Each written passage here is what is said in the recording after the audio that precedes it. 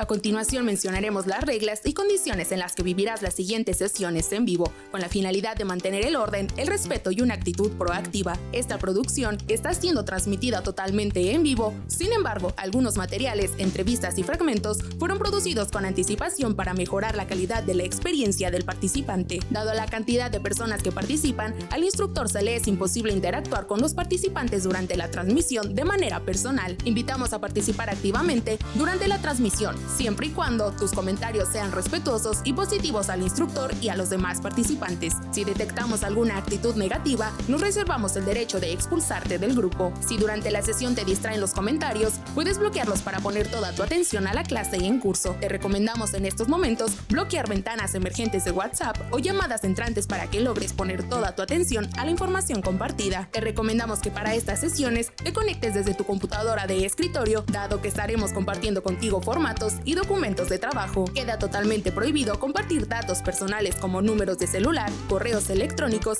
o direcciones personales en el chat de esta sesión.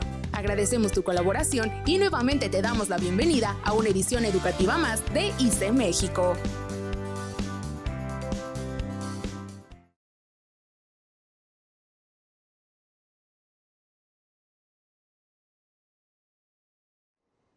Damas y caballeros, bienvenidos sean todos y todas a esta segunda sesión de esta gran convocatoria nacional de plan de carrera profesional.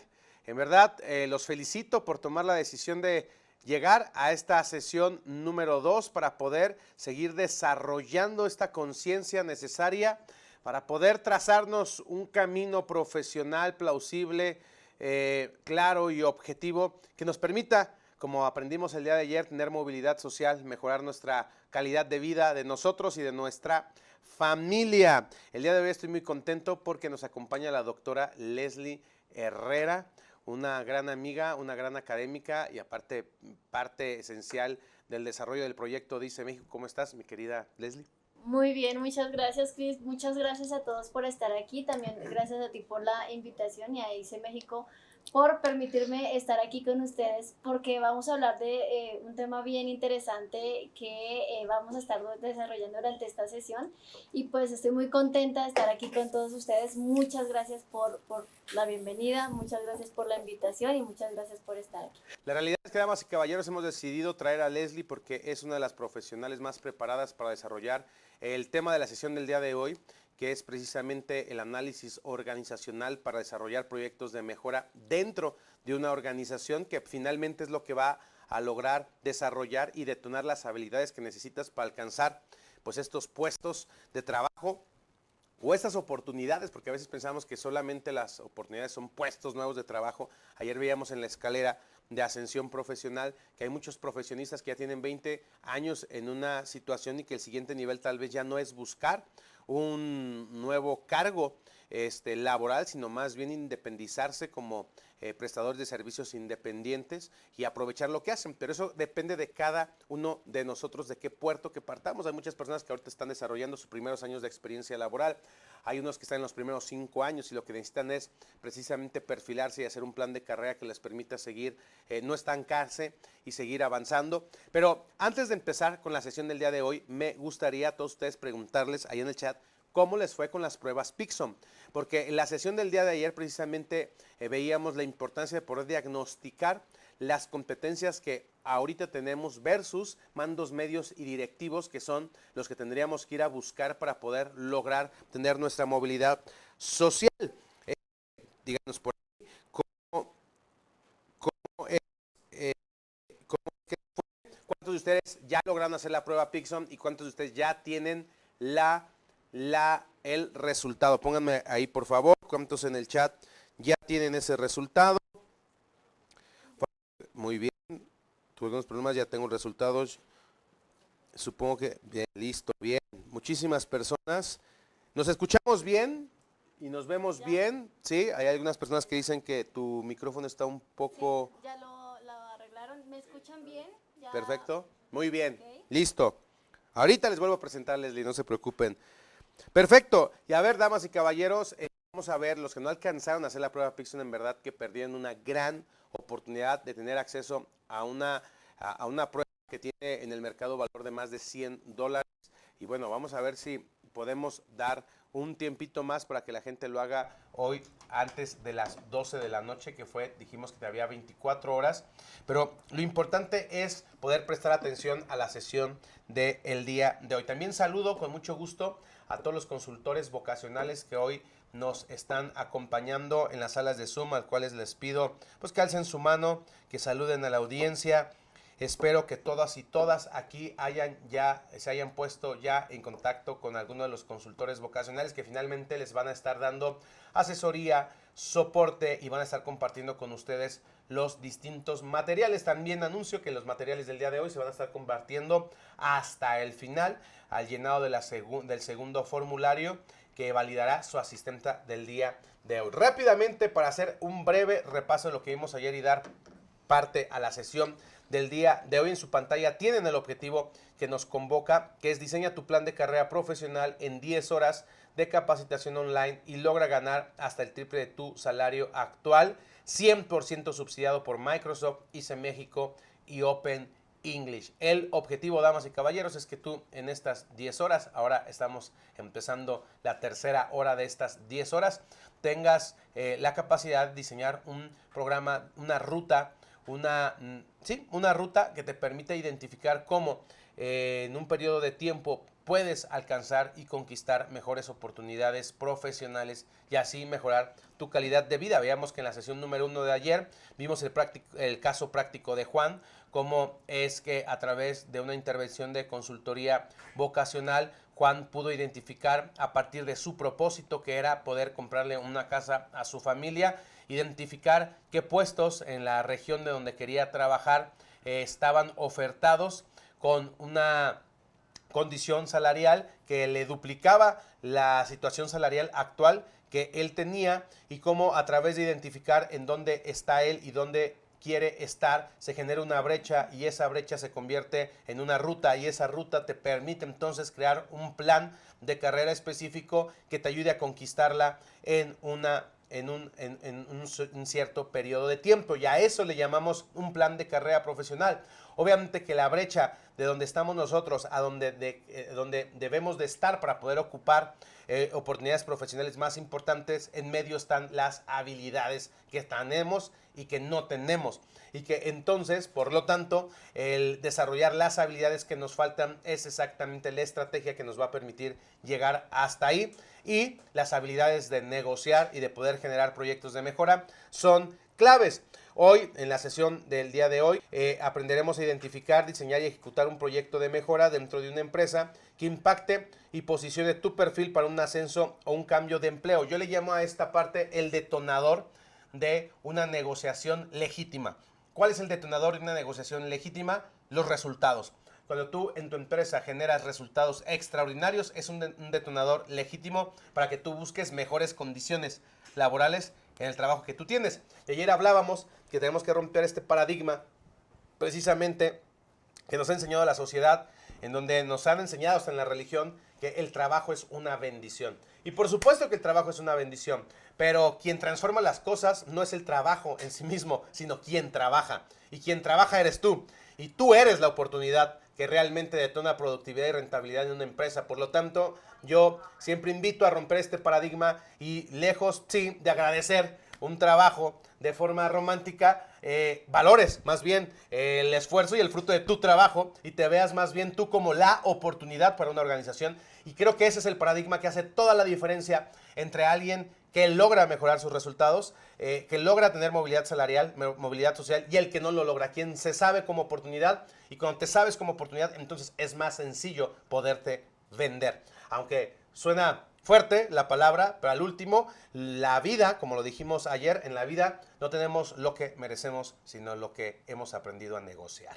Y eso lo dice mi querido amigo Alex Day. Entonces, hoy, en la sesión del día de hoy, vamos a aprender a desarrollar con Leslie esta dinámica, o por lo menos tener un panorama claro de cómo se hace un análisis organizacional para detectar necesidades, desarrollar planes de mejora, y esto detone y te empodere para ir a buscar mejores oportunidades. Y mañana en la sesión número 3 ya vamos a estar aplicando a través de modelajes técnicas para poder negociar laboralmente, ya sea en una entrevista de trabajo del puesto que requieras solicitar, o ya sea en una negociación interna en tus actuales condiciones laborales para poder detonar movilidad. Yo sé que hasta mucha gente le da mucho estupor, le da mucho miedo, y parte de la idea de que es imposible, de que en la empresa no sucede eso, pero créanme, no lo puedes hacer, no porque no se pueda hacer, sino porque no sabes cómo hacerlo, y el día de mañana lo vas a ver. En la cuarta sesión vamos a estar diseñando planes de carrera profesional en vivo con todos ustedes de manera aleatoria para que ustedes aprendan a hacer su propio plan utilizando inteligencia artificial. Vamos a usar ChatGPT. Y bueno, en la sesión 5 vamos a estar hablando de estrategias de promoción laboral, bolsas de trabajo y redes sociales. Entonces, estas 5 sesiones es lo que estamos viendo el día de hoy. Vamos a empezar la sesión número 2, y nada más para recordar los acuerdos y compromisos del curso. Al terminar el programa, el participante recibirá una constancia de capacitación por 10 horas que reconoce haber sido evaluado en sus competencias por Microsoft Open English y ICE México. 2. Para obtener esta constancia, el participante deberá asistir en vivo a las 5 sesiones durante esta semana. 3. El participante se compromete a ser respetuoso en el chat y con los orientadores vocacionales a su cargo. De lo contrario, nos reservamos el derecho de admisión. Y 4. Con total claridad y franqueza, durante el programa gratuito se ofrecerán programas de estudio complementarios de pago. Es decir, esta es la forma en la que ICE México monetiza esta promoción, estas herramientas que de forma subsidiada y sin costo traemos para ustedes. Y bueno, el primer concepto que vimos el día de ayer, que es la premisa y la razón y el propósito legítimo y más grande, en mi opinión, que puede tener un ser humano, es el deseo de tener movilidad social. Y hablábamos, para empezar a entender movilidad social, que era un plan de carrera profesional. Y un plan de carrera profesional es una estrategia estructurada que permite a una persona definir dónde está, a dónde quiere llegar y qué debe de hacer para avanzar profesionalmente y económicamente.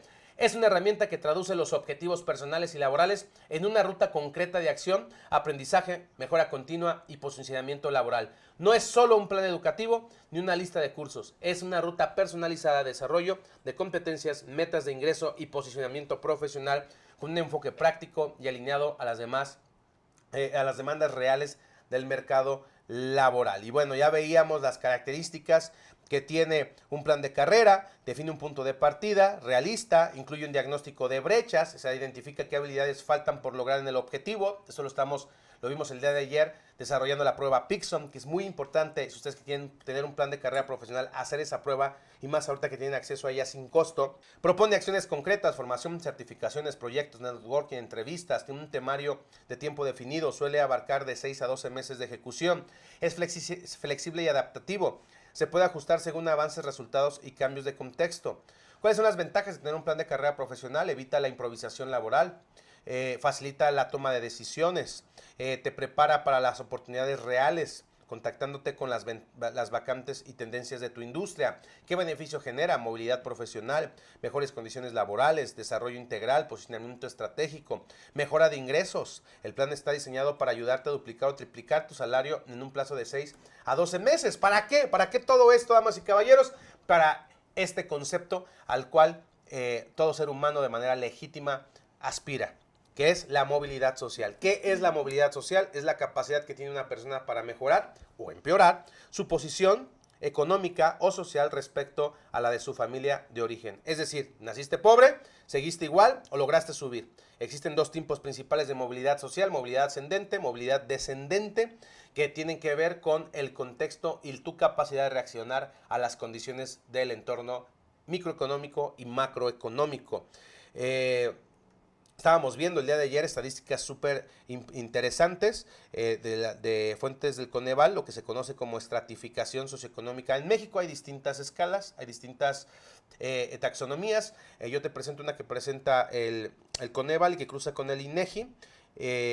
Y pues bueno, vemos que desde pobreza extrema hasta la capa millonario elite, pues existe un porcentaje de personas que viven en esa estratificación y que definitivamente condiciona la calidad de vida de todas las personas. Y vemos que en pobreza extrema está el 16.9% de la población, en pobreza moderada el 30%, en situación de vulnerabilidad, que también se conoce como pobreza emergente, hay un 21.5%, y en clase media baja el 20%. Imagínense, más del 40% de la población está en una situación vulnerable económicamente. ¿Y qué creen, damas y caballeros? Aquí está el 80% de los 17 millones de profesionistas que cuentan con una licenciatura en el país. Y quiere decir que una licenciatura, mi querida Leslie, no garantiza ni movilidad social y muchísimo menos salir de la escala de pobreza.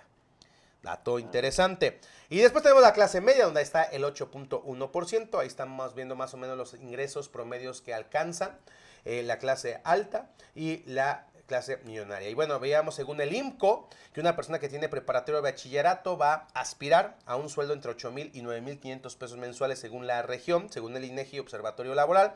Y también tenemos que una persona que cuenta con licenciatura, que según la estadística que sabemos ayer, damas y caballeros, de todos ustedes, el 85% cuenta con una licenciatura. Ustedes deben estar en un promedio de ingresos de 13,000 a 15,000 pesos, a menos de que tu experiencia profesional te haya puesto en puestos que ganen por encima del promedio nacional. Y estamos hablando que también, según estos datos, el posgrado, una persona que tiene una maestría hacia arriba, puede alcanzar ingresos de 17,000 a 25,000 pesos. Quiero decirles, damas y caballeros, que otra estadística brutal es que de cada 100 personas que logran un salario de 25,000 pesos, solamente 4 de cada 100 lo van a poder escalar a un salario del doble, o sea, de 50,000 pesos. Imagínense, 4 de cada 100. Y la pregunta es, ¿qué causas condicionan que 4 de cada 100 lo logren y 94 no lo logren? Y está totalmente relacionada a la conciencia y la capacidad que tiene el individuo de trazar un plan estratégico de mejora. Esa es la gran diferencia.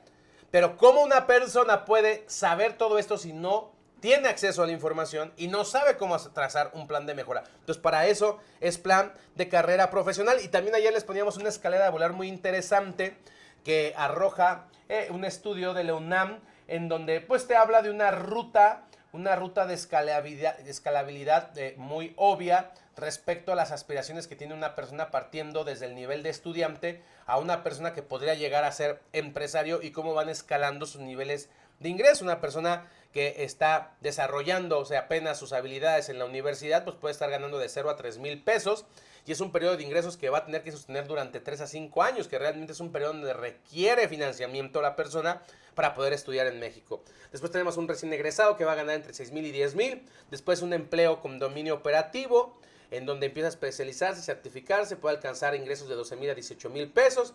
Después, personas con más de 10 años de experiencia, con trayectoria consolidada, accede a puestos de liderazgo y consultoría y accede a puestos de 20,000 a 35,000 pesos.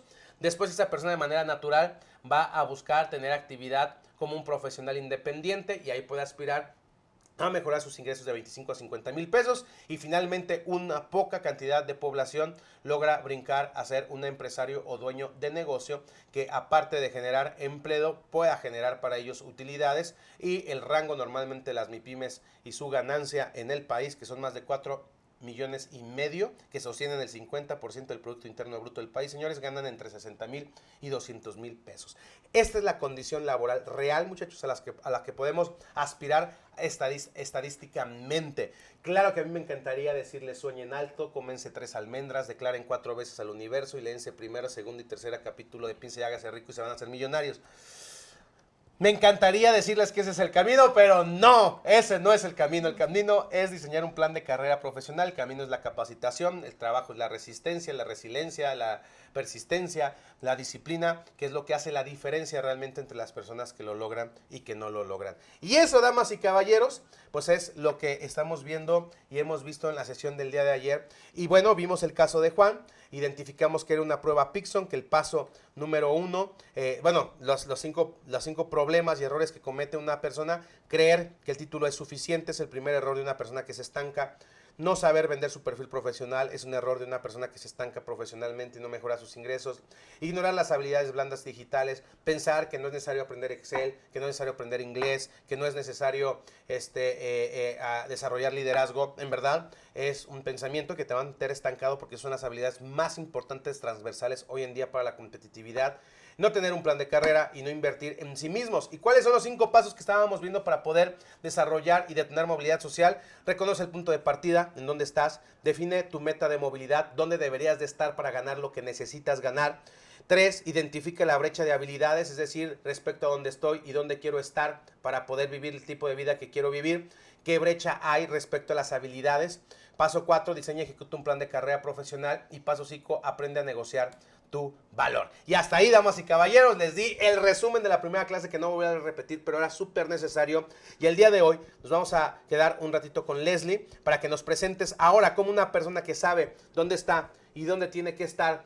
Una de las actividades claves que ya puede empezar a practicar es empezar a desarrollar habilidades detonando proyectos productivos en la organización en donde está, llamando la atención, haciendo la diferencia, siendo proactivo y sobre todo dándole un propósito a tu día a día en el trabajo. Y hoy los quiero dejar con la doctora Leslie Herrera.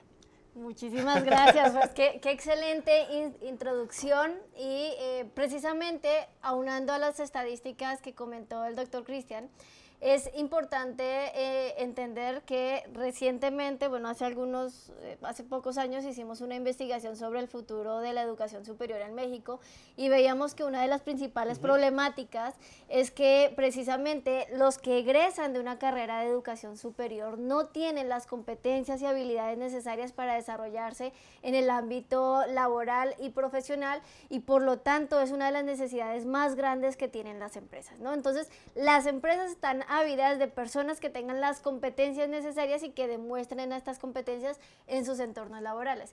Y por otro lado, otra estadística es que únicamente 3 de cada 10 empresas sobreviven después de los 5 años y esto implica que también las empresas necesitan identificar qué están haciendo bien y qué no están haciendo tan bien a tiempo para poder tomar decisiones estratégicas.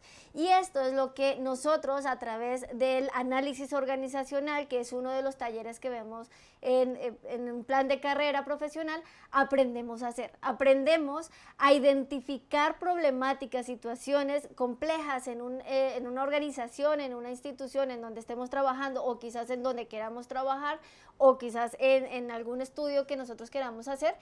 Y comenzamos a problematizar desde diferentes teorías que vemos, desde la teoría de la complejidad, la teoría de los sistemas, la teoría de las contingencias, para poder hacer una propuesta de solución que nos permita acceder a un mejor cargo o bien acceder a esa oportunidad laboral que nosotros queremos. Y en esta sesión, precisamente, vamos a ver un estudio de caso de lo que se trata el análisis organizacional.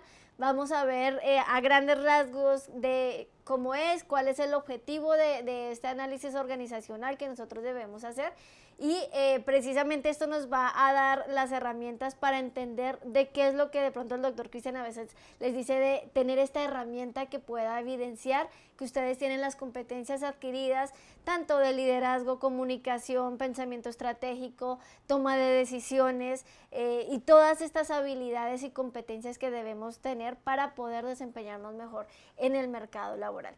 Y bueno, para empezar, el objetivo de esta sesión, lo están viendo ustedes en pantalla, es que ustedes conozcan, es mostrarles cómo una persona a través de un proyecto de mejora interna en una organización, puede ser en la que ustedes trabajan o bien, como les comentaba, en una organización de caso de estudio, logró evidenciar sus habilidades y fortalecer su perfil profesional para negociar un aumento de salario o acceder a un mejor empleo.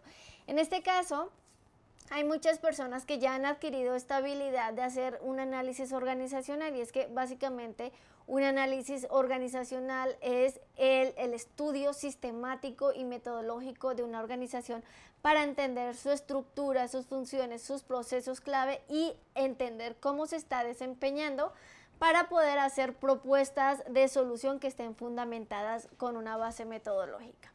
En este caso, les presento el contexto de María, que es una analista de operaciones de una empresa de logística en Ciudad de México. Ella tiene 30 años y trabaja desde hace 4 años en la misma empresa con un salario mensual de 12,000 pesos mexicanos.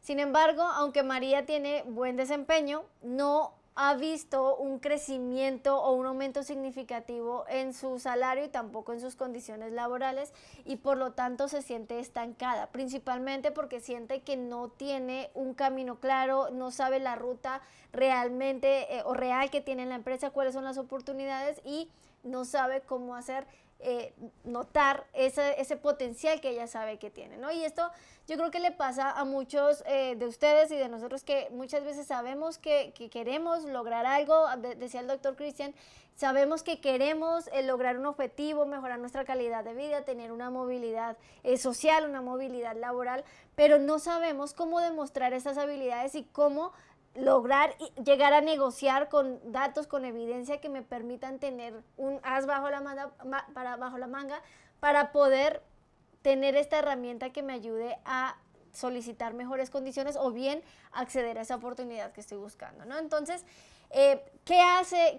Bueno, en este caso, ¿qué hizo María? Que María había identificado que tenía esta necesidad, estas ganas de acceder a un mejor puesto de trabajo, pues comenzó a investigar, ¿no? Eso es lo primero que todos debemos hacer, y es que nosotros, es difícil que en algún punto sepamos hacia dónde queremos ir si no reunimos la información y el conocimiento necesario.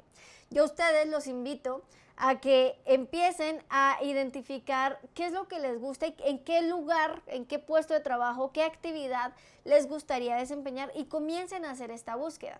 Esta búsqueda se hace ya sea por cargo, por empresa, si es que ustedes tienen identificado una empresa, y comiencen a investigar en LinkedIn, que es una de las redes sociales a nivel profesional más importantes en Latinoamérica, pero también empiecen a investigar las ofertas de empleo. Esto les va a ayudar a encontrar un panorama claro para saber qué habilidades específicas están requiriendo aquellas empresas y en aquellos cargos en donde ustedes quieren desempeñarse. Y también existen muchos estudios, por ejemplo, de la Organización Internacional del Trabajo, del Banco Mundial, que nos dicen cuáles son las habilidades y competencias más necesarias en el entorno laboral. Dentro de todas estas competencias, pues está la comunicación, el trabajo en equipo, la toma de decisiones, el liderazgo, el inglés, el Excel, que son herramientas como más técnicas, pero hay otras herramientas, competencias más transversales. Entonces, lo que hizo María en su momento fue identificar digamos que el punto meta, identificar a dónde quiere ir. Y esto es lo que ustedes, si están escuchando esto ahorita, ese es el primer paso que ustedes deben hacer, porque lo mismo, lo que quiere Leslie no lo quiere Mauricio, no lo quiere Ana, no lo quiere Pablo, o sea, cada quien tenemos expectativas diferentes. Y muchas veces existe esta sensación de insatisfacción, de frustración, de quizás sentir que pueden dar más, o hay un concepto que es contrario al burnout, que es el burn-in, que es cuando yo siento que no estoy siendo totalmente aprovechado, que mis competencias, mis habilidades podrían verse más explotadas en la actividad en la que yo estoy haciendo, que podría verme mejor retribuido en la labor que estoy haciendo, que quizás llevo varios años en una empresa que me gusta, que el ambiente laboral es muy bueno, que me gusta lo que hago, pero me siento estancada. Entonces, lo primero que debo hacer es identificar qué quiero, ¿no? Que es como este ejemplo que les pongo de María, que identifica, bueno, yo lo que quiero y sé que me gusta y que sé que tengo habilidades para logística, para coordinar equipos, yo sé que tengo habilidades porque la experiencia me lo ha dado y sé que puedo aprender más habilidades para lograr este puesto clave. Pues identificar primero el puesto o los puestos que a ustedes les interesaría cubrir, o estos puestos que a ustedes les interesaría, por ejemplo, aprender para manejar en su propia empresa. Segundo, también identificar cuál es el rango de salarios, porque no todos los salarios son iguales, ¿no? Y el nivel de salario va a depender del nivel de responsabilidad y también de habilidades y competencias que tiene una persona. E incluso, por ejemplo, en los estilos de liderazgo, cuando vemos los estilos de liderazgo, vemos que hay un estilo de liderazgo que se llama el liderazgo situacional, que es aquel liderazgo que se adapta primero a las competencias y habilidades de la persona, y segundo, a las actitudes y aptitudes y compromiso que tiene la persona. Esto nos dice que para un ambiente laboral es necesario tener estos dos, digamos que, ejes de la misma maquinaria, ¿no? Primero debo tener las competencias técnicas, los conocimientos, las habilidades, pero también debo tener las actitudes, que son las competencias transversales. También debo tener esta capacidad de poder desempeñarme en estos roles y en estas funciones, pero no todos los cargos necesitan específicamente las mismas funciones.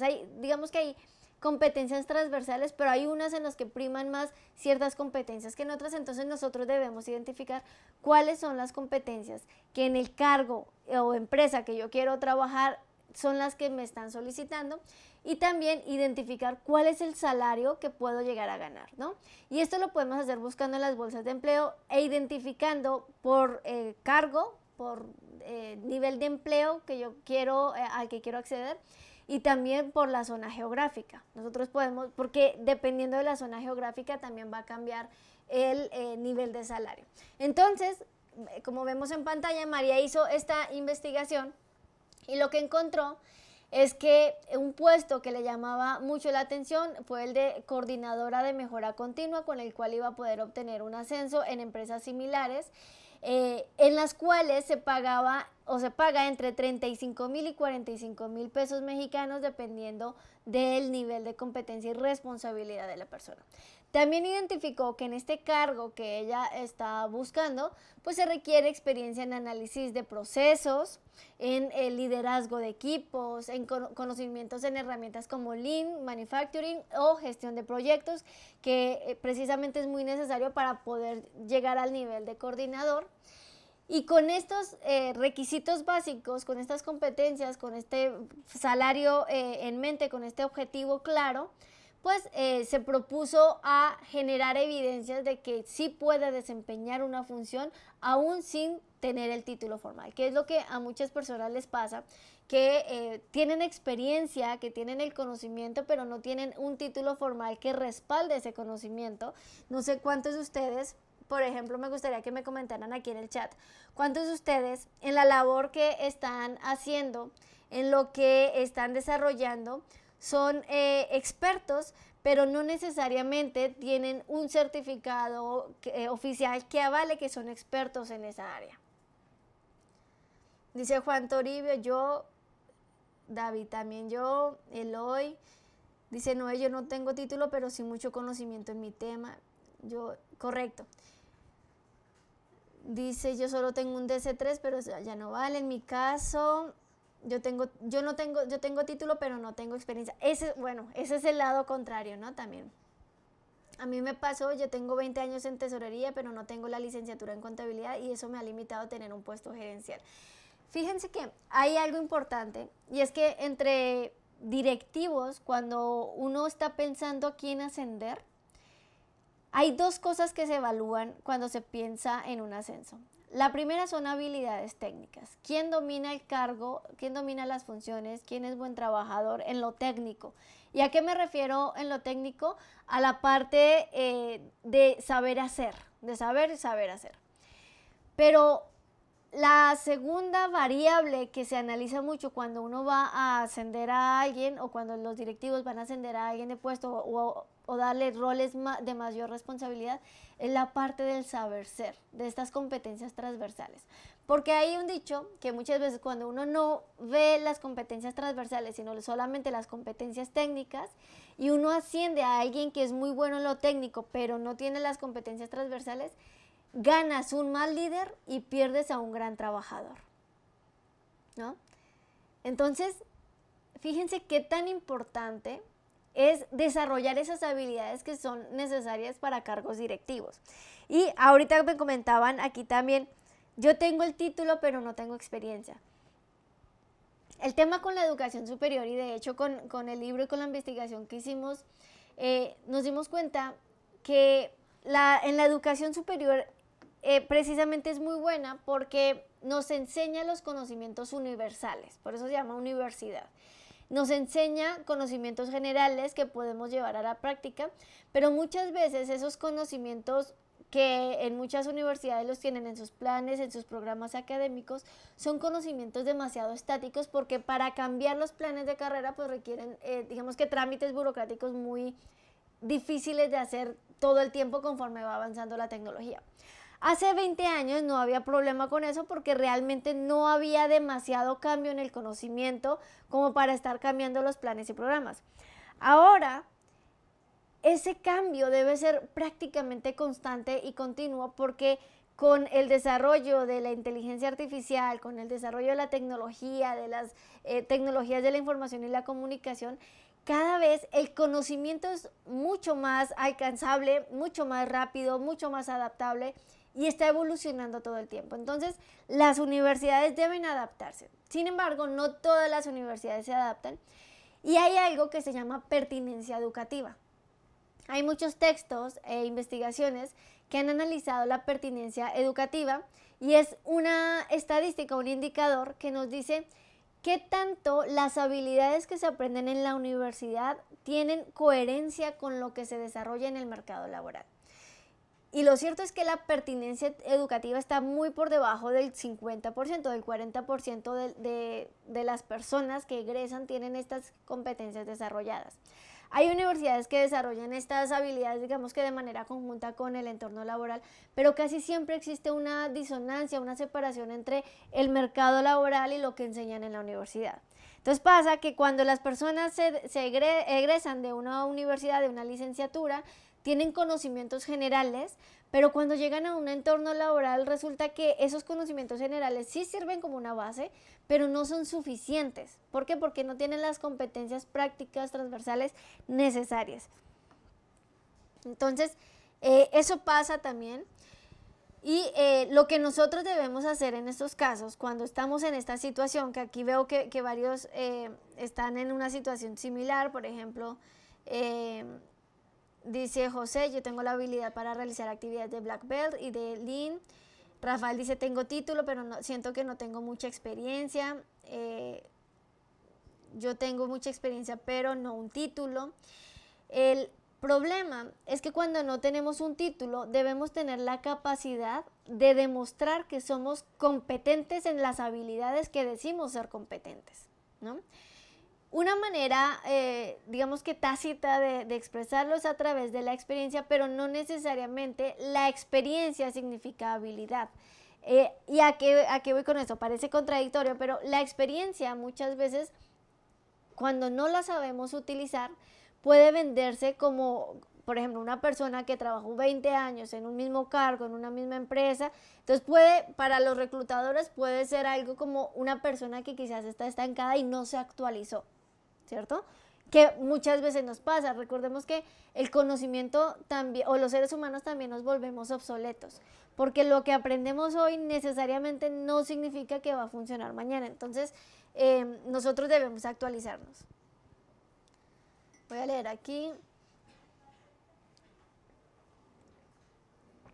Yo tengo 14 años como programador y ya tengo skill para un líder. Estoy buscando crear mi propia empresa. Excelente, porque además estas habilidades que comentábamos de liderazgo, comunicación asertiva, gestión de proyectos, gestión de equipos, pues son necesarios también para desarrollar equipos de trabajo, sobre todo en empresas personales, empresas propias, ¿no? Dice Laura, pónganle cuidado, dice Laura, me dan más responsabilidad por lo que sé hacer, pero con el mismo sueldo. ¿Qué está pasando, Laura? Por ejemplo, en este caso, cuando nosotros aceptamos ciertas condiciones, bajo ciertas responsabilidades, con el mismo sueldo, en este caso sin cambiar el sueldo, muchas veces es porque nos da miedo negociar, nos da miedo hablar, nos da miedo levantar la mano y pedir un aumento, o incluso ya lo hemos intentado pero no hemos tenido éxito, ¿no? Y es que a muchas personas también les pasa, no sé si a ustedes ahorita me comentan aquí en el chat, que en sus empresas consideran que no hay un camino claro de crecimiento o de desarrollo profesional, ¿no? O que ustedes dicen, bueno, yo sé que tengo este puesto, pero no sé qué tengo que hacer claramente para poder ascender a un puesto de mayor responsabilidad, precisamente porque muchas empresas, para empezar, ellos tampoco lo tienen identificado. O sea, los empresarios muchas veces tienen tantas cosas que hacer, y sobre todo los micro, pequeños y medianos empresarios tienen tantas cosas que hacer que pocas veces se toman el tiempo de estructurar un plan de carrera. Solo pocas empresas lo hacen.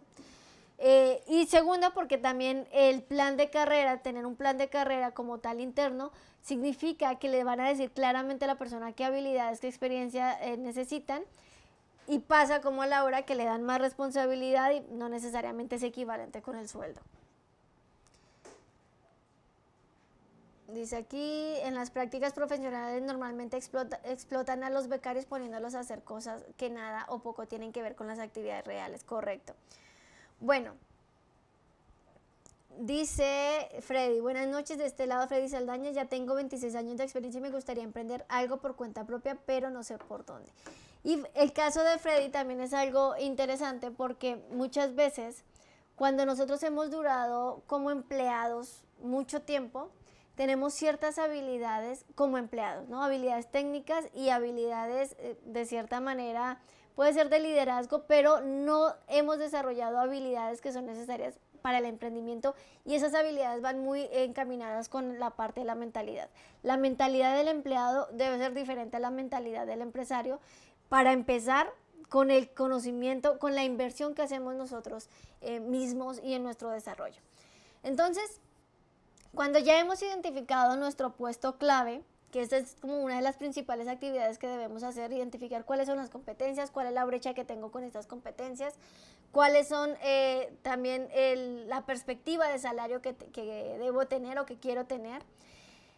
Ahora sí, con estas habilidades, pues debo establecer un plan de carrera, pero yo debo establecer algo que evidencie que yo puedo desempeñar un cargo directivo, un cargo de mayor responsabilidad o el cargo que yo quiero identificar, y esto lo hacemos a través de un análisis organizacional.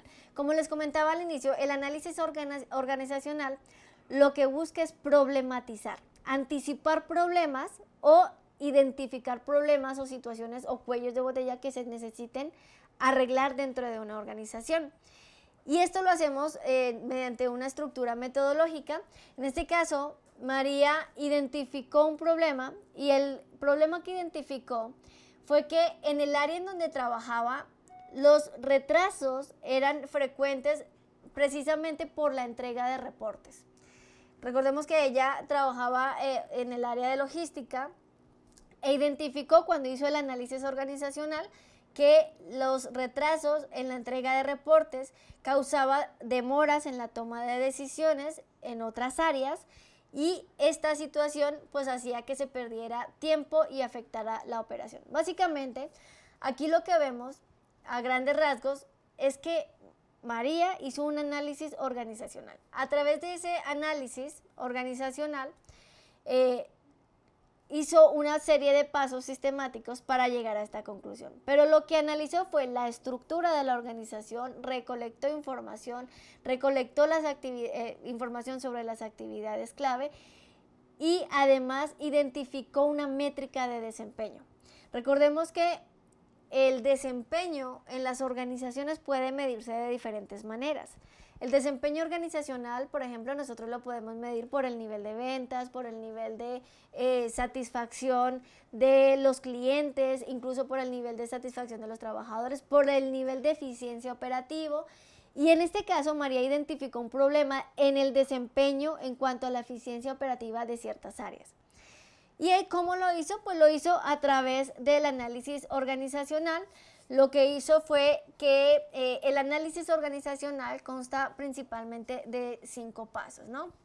El primer paso es establecer un equipo de diagnóstico y definir el objetivo.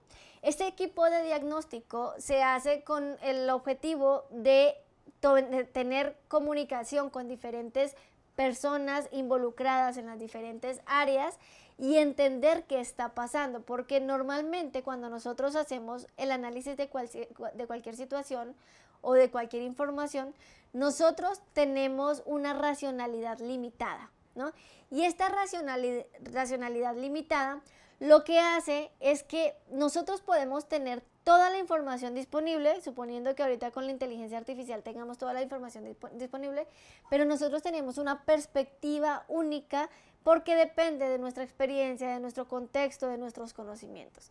Entonces, se establece un equipo de trabajo para poder contar con más perspectivas y ver el todo, ver la generalidad, ¿no? Entonces, este primer paso es importante. En el análisis organizacional muchas veces podemos contar con este equipo y otras veces no. Entonces, debemos basarnos en el segundo paso, que es la recolección de datos. Y es que cuando nosotros hacemos análisis de la organización, debemos aprender a recolectar datos, porque los datos, la información, el conocimiento es lo que nos va a permitir tener evidencia para poder soportar la propuesta de solución. Recordemos que lo que nosotros queremos hacer a través de un análisis organizacional es presentar una problemática, pero es muy diferente presentar una problemática de manera a manera de crítica, es decir, se debería mejorar esto y aquello, a presentar una problemática, hacer un análisis organizacional basado en evidencia, con datos reales de la organización, con datos que yo pueda recolectar, con datos de estudios, investigaciones, con un análisis, digamos que realizado con rigor metodológico, y es muy diferente a presentarlo sin el rigor metodológico, ¿no? ¿Y cómo recolectamos los datos?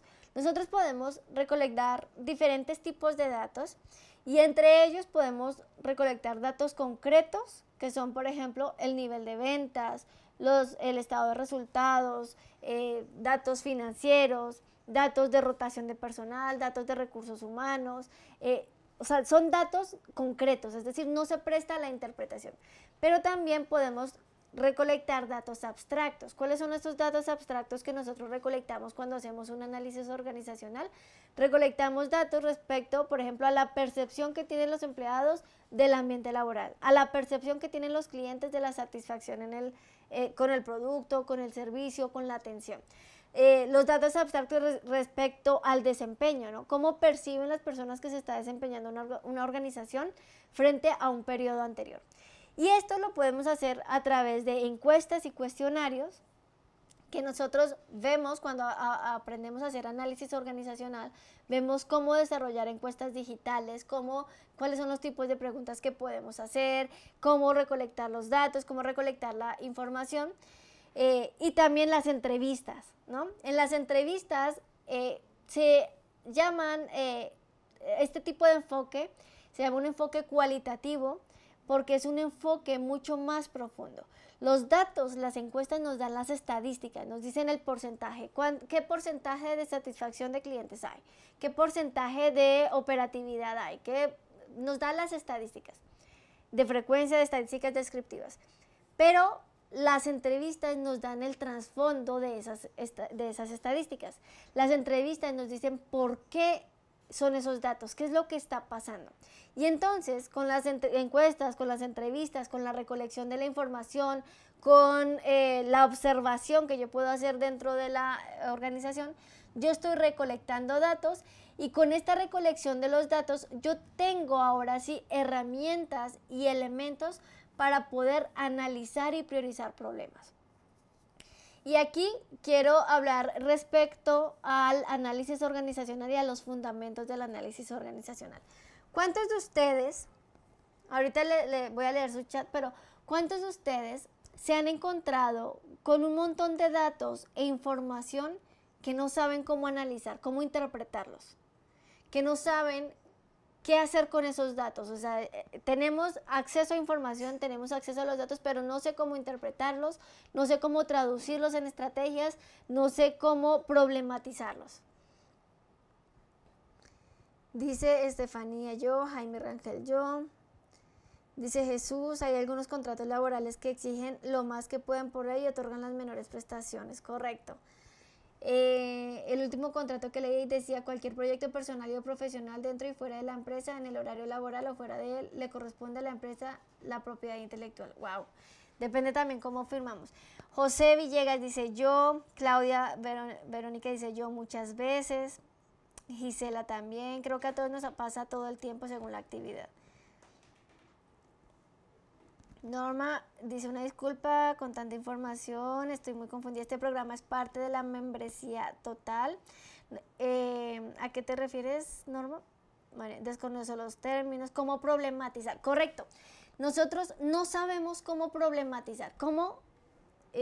Bajo la teoría de la complejidad, que nos dice que toda organización funciona como un sistema en donde todas las partes están interconectadas, todos los componentes están interconectados y por lo tanto lo que sucede en un área afecta a otras áreas, ¿no? Decíamos en el caso de María, lo que estaba afectando en el área operativa estaba afectando también las decisiones en otras áreas como el área de finanzas, el área administrativo y al final incluso la satisfacción del cliente, ¿no? Entonces, cuando nosotros hacemos la problematización, debemos entender los fundamentos y esto lo vemos nosotros cuando hablamos del análisis organizacional bajo el enfoque de la complejidad, que vemos de qué se trata la complejidad en las organizaciones y cómo problematizar a partir de 3 componentes principales.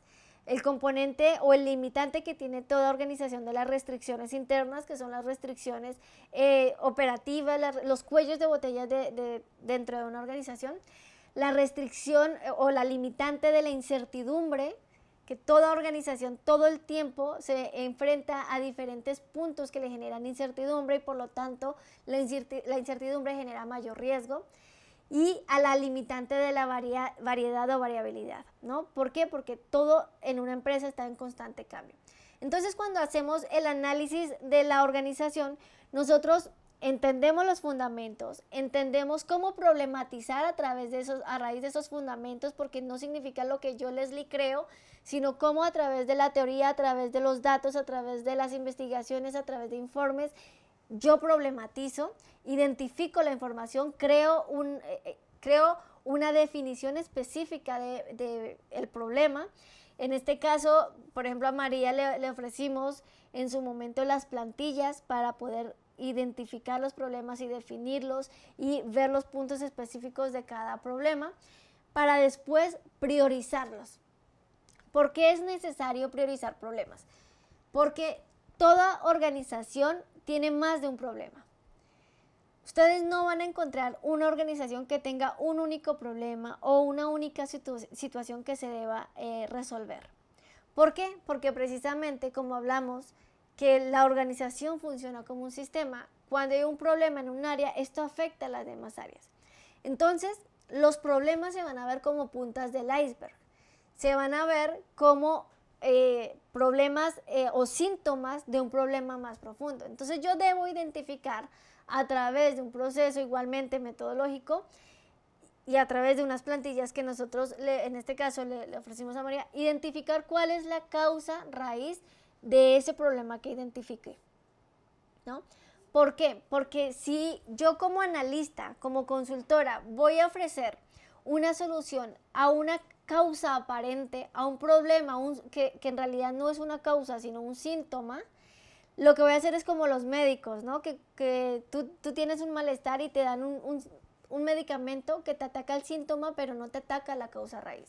¿Qué va a pasar? Que ese problema va a volver a surgir, porque no ataqué el problema principal, la causa raíz.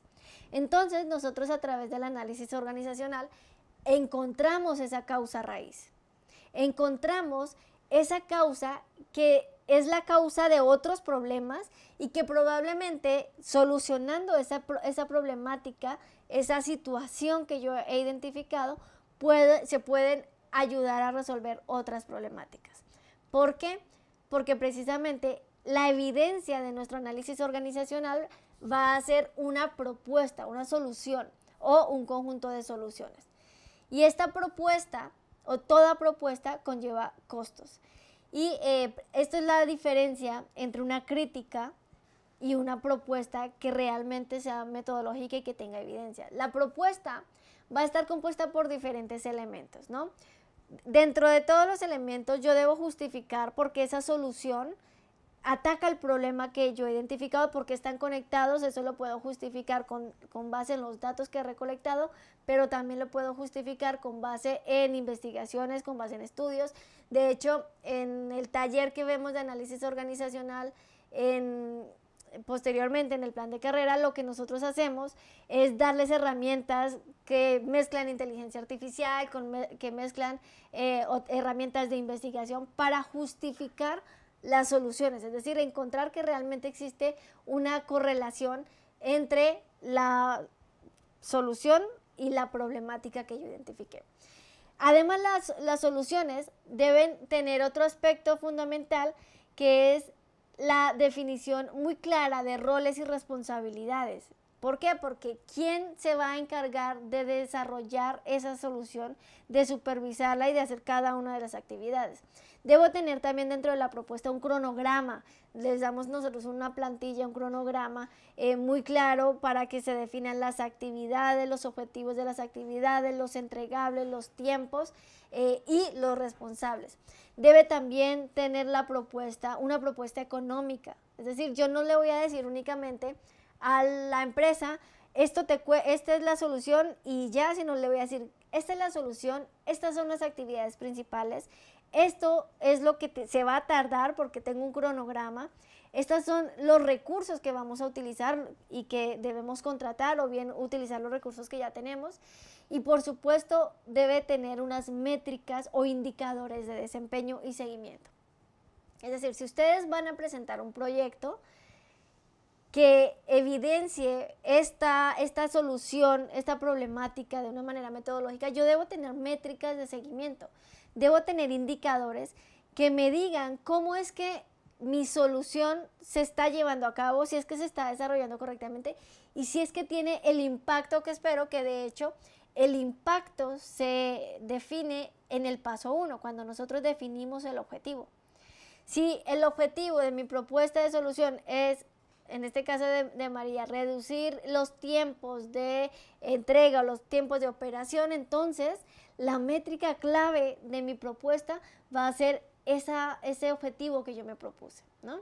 Y que debe ser un objetivo SMART. Sabemos el objetivo específico, medible, alcanzable, realista y en un tiempo determinado.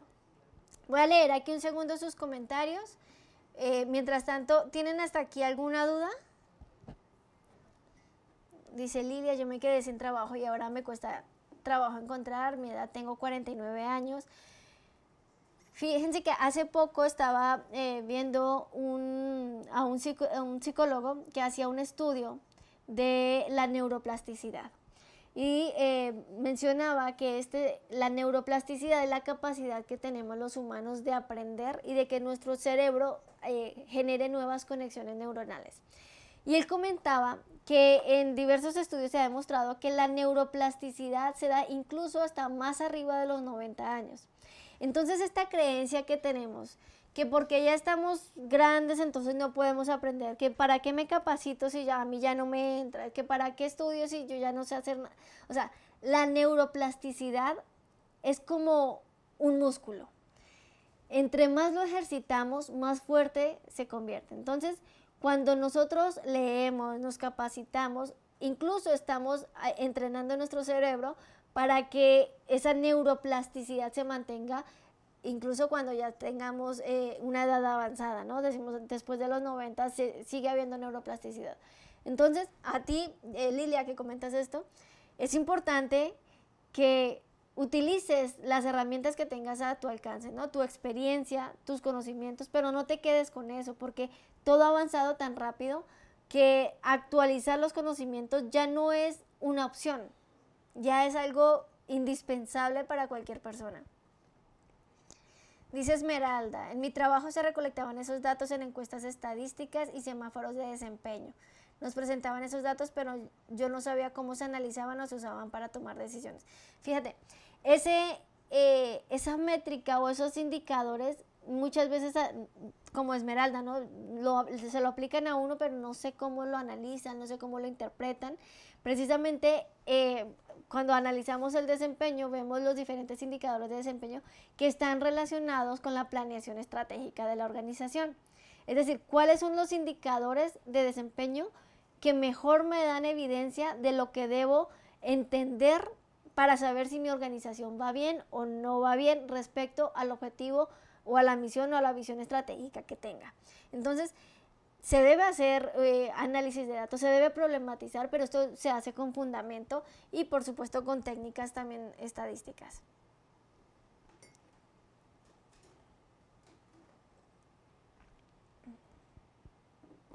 Dice Celeste, a mí me pasó un caso muy difícil, comencé a ver los cuestionarios y la alta dirección fue quien me pidió el diagnóstico, pero al mismo tiempo me puso como condición que toda la información la debería pedir a través de alguien y no podía llevar a cabo entrevistas. ni ningún otro método de recolección de evidencias. Era imposible. Exacto.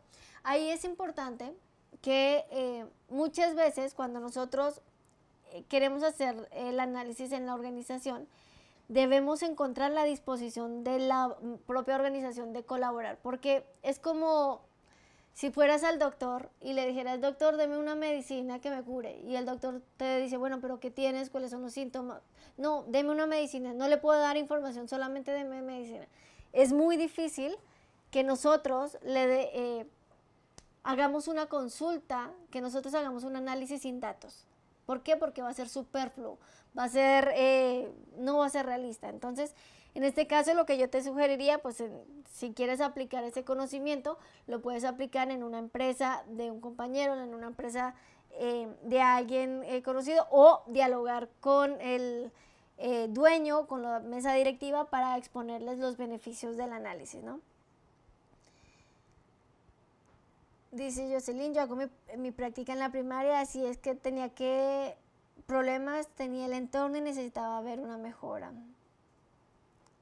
Dice Silvestre, identifico los problemas y los resuelvo en producción. Héctor, problematizar, verbo transitivo, plantear algo como problema, correcto. De eso se trata, problematizar. Ahora, ustedes van a decir, bueno, pero ¿para qué queremos problematizar si lo que no queremos es problemas dentro de una organización?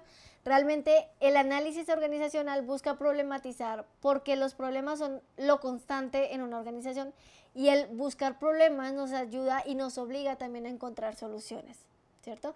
Entonces, cuando nosotros estamos y desarrollamos esta capacidad de problematizar, desarrollamos la capacidad de encontrar soluciones, y esa es una de las competencias más importantes, que de hecho vamos a ver ahorita que dentro de esta competencia de problematizar, pues intervienen muchas otras competencias como análisis, como comunicación, como pensamiento crítico, es decir, pensamiento abstracto, nos ayuda a entender a fondo una situación, pero no, digamos que no entenderla a nuestra manera, a nuestro punto de vista, sino entenderla con evidencia para hacer una propuesta que esté fundamentada. Ahorita voy a seguir leyendo sus comentarios. Y todo claro, dice aquí. Ustedes también pueden enseñar cómo realizar mi CV, eso lo van a ver después, posteriormente. Entonces, después de que yo diseño la solución, esta solución se presenta en un formato con todos los elementos que les comenté, y se presenta para recibir retroalimentación, ¿no? Y después de la retroalimentación se hacen ajustes. En el caso que estamos viendo, que es el de María, como resultado de este proceso de análisis que ella hizo de todo su proyecto, su propuesta fue la optimización del flujo de reportes operativos. Y en esa propuesta yo les comentaba que deben haber diferentes aspectos o elementos de la propuesta, como son las actividades clave, el cronograma, las métricas de desempeño, los responsables, los indicadores, etc. Dentro de esta propuesta, ella identificó que habían 5 actividades principales que se debían hacer para poder optimizar el flujo de reportes operativos y con esto poder mejorar la eficiencia en la toma de decisiones. Ustedes ven en pantalla, el primer paso o la primera actividad fue mapear el proceso actual de generación de reportes. ¿Qué significa mapear? Significa que ella identificó que en la organización habían muchas personas que realizaban ciertas actividades, pero en la organización hay 2 tipos de conocimiento, el conocimiento tácito y el conocimiento explícito. El conocimiento tácito es aquel en el que las personas realizan una labor, pero solamente ellas saben cómo la realizan. Es decir, no está documentado el proceso y ya lo saben hacer de esta manera por la experiencia. No sé cuántos de ustedes, por ejemplo, realizan cierto tipo de actividades y tienen ese conocimiento tácito, es decir, solamente ustedes saben cómo lo hacen porque así viene la experiencia, pero no hay algo explícito, no hay un proceso explícito, no hay ciertas actividades, un procedimiento mapeado que diga cómo hacer esa actividad que ustedes hacen, ¿no? Entonces, Eso fue lo que identificó ella. Había mucho conocimiento tácito en donde cada persona trabajaba de acuerdo a su experiencia, de acuerdo a lo que sabía hacer, y por eso no estaba homogenizado la elaboración de reportes, no habían tiempos específicos, y ella encontró que lo primero que se debía hacer era mapear lo que se estaba haciendo. Es decir, identificar qué se hace ahora, cómo se hace, cuáles son los tiempos, cuáles son las actividades, los procesos, etcétera, ¿no? Voy a leer aquí. Dice, estoy leyendo sus comentarios. Dice, Silvestre dice, a mi edad avanzada reuní mi experiencia en producción o calidad y almacén y vendo mi experiencia como asesor. Perfecto, correcto. Es que debes, decía el doctor Cristian, debes monetizar tu experiencia, ¿no? Ok, el segundo paso que identificó María fue que a través de mapear estos procesos, lo que sigue es poder detectar los cuellos de botella, es decir, detectar aquellos puntos del proceso que se tardaban más o que no tenían el desempeño igual a nivel de proceso macro. Es decir, yo identifico primero el mapa de cada uno de los procesos, cuáles son las actividades clave, cuánto se tardan, qué se tardan y cuáles son los principales problemas. Pero para problematizar, para entender esos cuellos de botella, se utilizan los 3 componentes de la complejidad, que es entender cuáles son las limitantes de restricciones, es decir, por ejemplo, hay restricción de presupuesto, hay restricción de personal, hay restricción de pronto incluso de comunicación. La segunda limitante, la incertidumbre. Si hay procesos, actividades o aspectos específicos que generen incertidumbre en el proceso, eso genera riesgos y genera cuello de botella. Por ejemplo, cuando falta información respecto a algún tema que no se puede generar un reporte porque falta información, eso también lo detectó. Y la variedad, ¿no? Si existe variedad en cuanto a los reportes, si existe variabilidad en cuanto a los diferentes tipos de acciones o actividades que se generan en los reportes. Y entonces a partir de esta detección pudo identificar qué de lo que se está haciendo se puede hacer de manera automática y qué de lo que se está haciendo sí necesita una intervención manual. Y para eso comenzó a identificar primero cómo automatizar esos procesos que eran, digamos, que estaban disponibles para automatizarse. ¿Cómo sabemos si un proceso está disponible para automatizarse? Pues primero, si es un proceso que no requiere la mayor intervención del ser humano, sino que se puede hacer digamos que en pasos repetitivos, ¿no? Si es un proceso que siempre se repite y siempre cumple ciertas condiciones. Y si es un proceso que yo puedo mapear, como ella lo hizo en el primer paso, es decir, que yo puedo decir, a través de un flujo, decir, en este proceso A, lo primero que se hace es esto, luego se hace esto, luego se toma esta decisión, luego se hace esto. Si yo puedo hacer eso, puedo buscar las herramientas para automatizar. En este caso, María encontró que simplemente utilizando 2 herramientas muy fáciles, que son Google Sheets, que es una herramienta de Google en donde nosotros podemos poner los reportes. Nosotros podemos, su solución fue automatizar la entrega de reportes con la creación de alertas y envíos programados de correos. Entonces, lo que hizo fue, a través de 2 herramientas muy sencillas que están en los complementos de Google Sheets, que las da Google de manera gratuita, pudo automatizar un proceso que no le costó en su momento a la organización más que entrenar y pues llevar a cabo todo este proceso, e identificó que esto podría reducir grandemente la parte operativa de su organización, ¿no? Y luego de identificar qué se puede automatizar, comenzó a coordinar las sesiones para retroalimentar con el equipo. ¿Por qué? Porque ustedes no me van a dejar mentir, y es que cuando nosotros queremos proponer cambios o mejoras, los primeros que se van a oponer son las personas dentro de la organización, los dueños de la función. ¿Por qué? Porque ellos son los que más conocen su función y muchas personas tienen resistencia al cambio, ¿no? ¿Cuántas personas que ustedes conocen, cada vez que se les propone una mejora, un cambio, de una vez lo rechazan y dicen, no, gracias, no, me va a generar más trabajo, me va a conflictuar, yo siempre he hecho las cosas de esta manera, las cosas como las hemos hecho durante años han funcionado y entonces se niegan. Entonces, hay muchas personas que se niegan a entender cómo es que funcionan las cosas y aprender nuevas cosas. Entonces, es importante que cuando nosotros hacemos una propuesta de mejora, nosotros apliquemos la competencia de gestión del cambio. ¿Qué es la gestión del cambio? Tener la capacidad de dirigir a un equipo hacia un cambio, hacia una transición de una situación A una situación B. Y eso es lo que nos va a ayudar a que nuestras propuestas pues sean bien aceptadas. Y dentro de las actividades que se hacen en la gestión del cambio es coordinar reuniones para comunicar, para retroalimentar y para optimizar el proceso de este cambio, ¿cierto? Y finalmente, la última actividad que ella identificó dentro de esta propuesta de mejora fue presentar los resultados. Esto lo hacen en una reunión con el jefe, con los colegas, con las partes interesadas.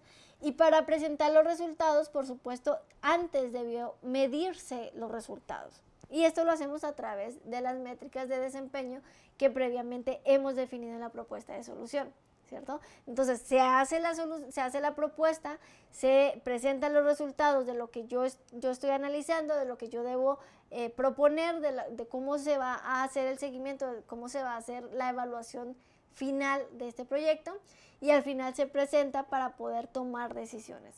Esto es un proceso de 5 fases que claramente tienen otras actividades muy específicas, pero que se detallan y que María lo detalló en su propuesta para poder precisamente solventar todas esas objeciones que quizás puedan tener tanto sus colegas como sus directivos. Ok, chicos, voy a leer sus comentarios. ¿Cómo vamos hasta aquí? ¿Alguna vez ustedes han utilizado un análisis organizacional con un fundamento metodológico o cómo lo han hecho ustedes normalmente?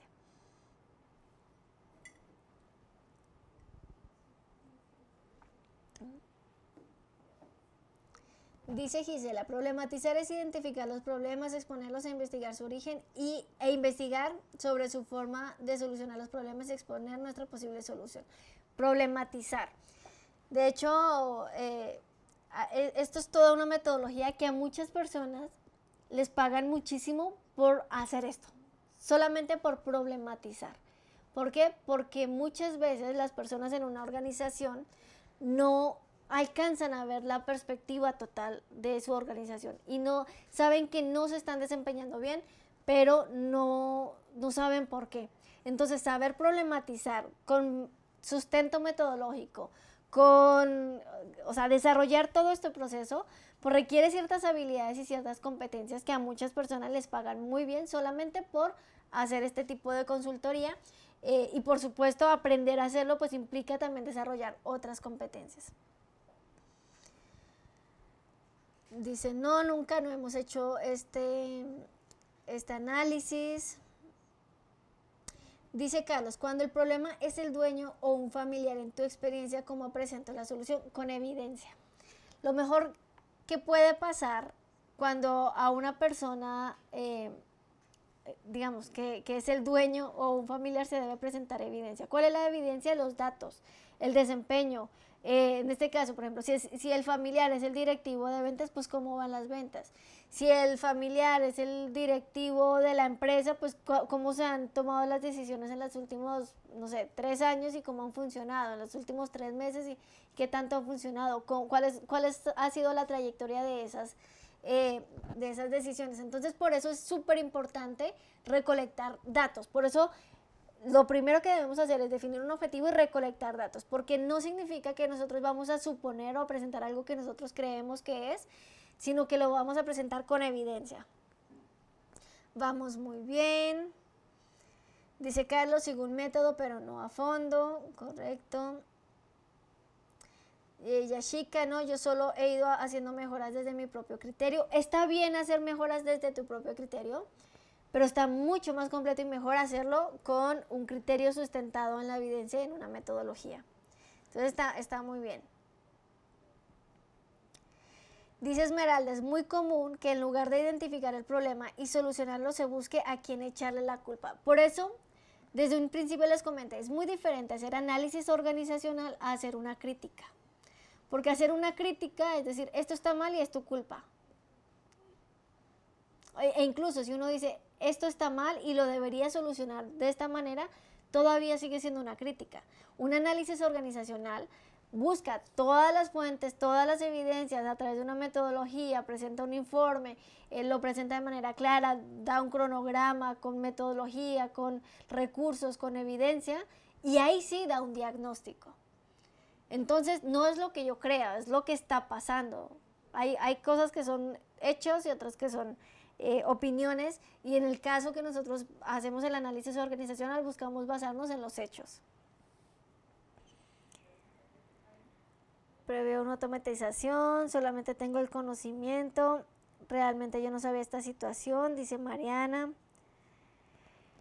No, caballero, ese proceso está basado en algún estándar del conocer. Sí, de hecho, este proceso lo basamos en el estándar, en uno de los estándares que es el estándar de consultoría general, el 249, pero además lo basamos también en estándares de investigación académica, de metodología de la investigación, en estándar, o sea, en el caso del análisis organizacional lo basamos en diferentes estándares nacionales e internacionales, pero lo contemplamos todo porque es precisamente es donde nosotros vamos a generar la evidencia para demostrar que tenemos estas competencias.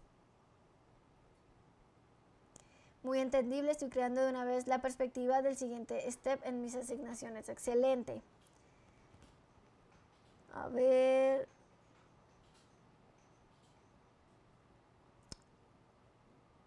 No visualizo, Marco Polo dice, no visualizo que todo esto lo elaboren dentro del enfoque educativo, que es donde me desempeño, más bien a ver, fíjate Marco, tú dices que no, que lo estamos enfocando en el nivel de empresa y no a nivel educativo, que es donde te desempeñas. De hecho, las instituciones educativas son empresas. O sea, ¿estás de acuerdo que cualquier universidad, cualquier instituto de investigación, pues son empresas, se manejan como empresas? Entonces, este mismo análisis organizacional lo podemos desempeñar en cualquier área o institución en la que nos desempeñemos. Ok, chicos, vamos a continuar. ¿Cuál fue el resultado inmediato de este análisis que hizo María? Pues inmediatamente el resultado evidente fue que se redujo el tiempo total de entrega de reportes en un 40%, que fue el primer objetivo que ella identificó como problemática. Ella identificó que la entrega de reportes era lo que estaba afectando la toma de decisiones en la organización, en otras áreas, y a través de la evaluación del seguimiento de esa mejora que ella propuso, se redujo el 40% del tiempo. Mejoró la comunicación entre los equipos, porque precisamente a través de esta coordinación de equipos se pudo establecer también la información a través de procesos sistemáticos y mapeados. Y en este caso, su jefe le reconoció públicamente su iniciativa en una junta mensual. Pero estamos de acuerdo que el reconocimiento pues no es lo único que buscamos, aunque sí es muy útil, no es lo único que buscamos, ¿verdad? Pero bueno, antes de pasar a los resultados concretos y finales de esta propuesta que hizo María, vamos a ver cuáles fueron las habilidades desarrolladas y que pudo evidenciar a través de esta propuesta. La primera, y entre muchas, fue la gestión del tiempo. ¿Por qué? La gestión del tiempo implica organizar su tiempo propio, pero también el tiempo de equipo, para optimizar el tiempo y los procesos de trabajo, optimizar los tiempos para reuniones, los tiempos para poder desarrollar ciertas actividades, y esto lo evidenció claramente a través de este proyecto, ¿no? El liderazgo, porque también involucró al equipo sin tener una posición jerárquica, y eso es muy importante, porque muchas veces creemos que un jefe es lo mismo que un líder, y no necesariamente. A un jefe la autoridad se le da por jerarquía, por estructura organizacional.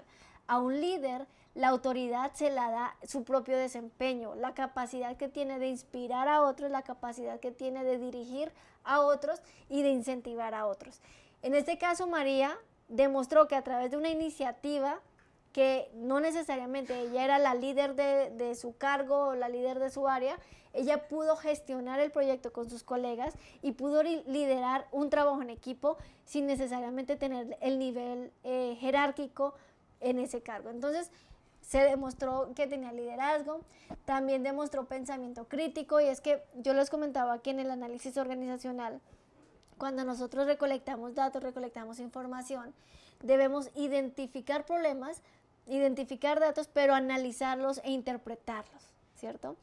Y esto solamente se hace teniendo pensamiento crítico, teniendo un pensamiento divergente. Y esto nos ayuda, el pensamiento crítico, a no caer en sesgos cognitivos, en sesgos que de pronto nos lleven a tomar malas decisiones, ¿no? Entonces, también el pensamiento crítico está muy relacionado con la competencia o la habilidad de toma de decisiones. Y por supuesto, otra habilidad es la gestión de proyectos, ¿no? ¿Qué es la gestión de proyectos? Es tener la capacidad de identificar un objetivo, de establecer una serie de actividades, un cronograma, un seguimiento, y de hacer que las personas y los equipos se organicen, se coordinen para poder tener un resultado esperado. Y eso implica planificar, ejecutar y medir, ¿cierto? Para perfeccionar, por supuesto. Entonces, la gestión de proyectos pues implica estas diferentes competencias que hemos visto. Y por supuesto, la comunicación asertiva. Hay un estudio reciente de Manpower que dice que la comunicación es la habilidad más demandada en el mercado laboral actualmente. Porque yo debo tener una capacidad de comunicación tan buena que me ayude a transmitir las ideas de manera clara y que me ayude a que las personas puedan coincidir con estas ideas y pueda yo de cierta manera persuadir a las personas para que se cumplan ciertos objetivos. En este caso, ella desarrolló esta habilidad a través de todo el proceso que tuvo que hacer para poder gestionar, comunicar y planear también la presentación de su proyecto y posteriormente generar y gestionar esa retroalimentación. Estas son solamente algunas habilidades que les pongo como ejemplo, pero por supuesto que cuando nosotros hacemos un análisis organizacional y nos involucramos con el proyecto, con identificar situaciones, con encontrar mejoras, o sea, ya el simple hecho de ser proactivos y empezar a gestionar este tipo de proyectos, ya nos van desarrollando ciertas habilidades que al momento de presentarlas pues se van a ver evidenciadas, ¿ok? Pero como resultado final, o lo que logró con este proyecto es que inicialmente este proyecto le sirvió para poder solicitar y tener evidencia, para solicitar una reunión con su jefe, para en ese momento presentar la contribución y después proponerle una revisión de su puesto, de su contrato, y pedirle la oportunidad de asumir un rol de mayor responsabilidad, es decir, solicitarle un ascenso. Por supuesto, en su momento no fue promovida de inmediato, pero debido a la labor que hizo, a la gestión con el equipo de trabajo, a la mejora en los tiempos de entrega y por lo tanto que se evidenció esto en un mejor desempeño de la organización, se le aumentó el sueldo en un 25%. Posteriormente, unos meses después, se abrió una vacante en un cargo que fue coordinadora de procesos dentro de la organización porque se dieron cuenta que definitivamente esto que hizo María era necesario hacerlo constantemente para saber gestionar los procesos y saber manejarlos correctamente para mejorar el desempeño. Pues por supuesto que la tuvieron en cuenta a ella inicialmente, logró esta vacante, logró pasar a esta vacante, logró gracias al trabajo que había hecho previamente y como resultado pues finalmente le ofrecieron un salario de 37,000 pesos aproximadamente. Esto le ayudó a triplicar su salario, le ayudó a mejorar sus expectativas y por supuesto la experiencia, el aprendizaje que tuvo con su propuesta, la experiencia que tuvo con presentar esto ante, incluso el hablar en público, incluso trabajar en equipo con los compañeros, presentar la propuesta, recibir retroalimentación, mejorarla, todo este proceso metodológico le ayudó a demostrar las competencias que había desarrollado previamente. Y por supuesto esto se ve en algo tangible como su salario, como su calidad de vida e incluso con su propia satisfacción personal, porque el hecho de tener un rol de mayor responsabilidad se pudo demostrar a ella misma que podía tener un mayor potencial para desempeñarse en cualquier función que ella estuviera dispuesta a capacitarse para hacerlo, ¿no? Y bueno, esto ya para finalizar me gustaría terminar con esta frase que es: no se trata de esperar a que te den la oportunidad, sino que se trata de demostrar que ya estás lista o listo para el siguiente nivel. Y eso es lo que yo creo que el doctor Cristian con ICE México busca, que seamos conscientes de no esperar a que nos llegue por arte de magia la oportunidad, sino nosotros invertir en nosotros mismos, prepararnos, desarrollar nuestras competencias y demostrar estas competencias en algo tangible, en algo real, que además sea de beneficio para la empresa y que sea de beneficio también para nosotros. Dicen por ahí que para ganar el juego hay que jugar. El juego. Yo creo que un punto muy interesante, porque lo estaba leyendo ahorita en el chat, Leslie, es que las personas asuman la responsabilidad individual de poder detonar su propio crecimiento. ¿Por qué? Porque hay dos actitudes laboralmente. La persona pasiva que está esperando que le suceda todo, que el entorno sea justo, que el jefe sea justo, que la actividad económica genere para pagarle más, casi que lleguen y que llegue su jefe y le diga, ¿sabes qué? Tienes 30 años en la empresa y por estar aquí 30 años haciendo todos los días lo mismo, te vamos a duplicar el sueldo. Yo sé que esto puede sonar bastante fuerte para muchas personas que llevan mucho tiempo ganando lo mismo y que ellos logran identificar méritos que en su juicio deberían, y posiblemente así lo sea, detonar esta oportunidad. La realidad no es así.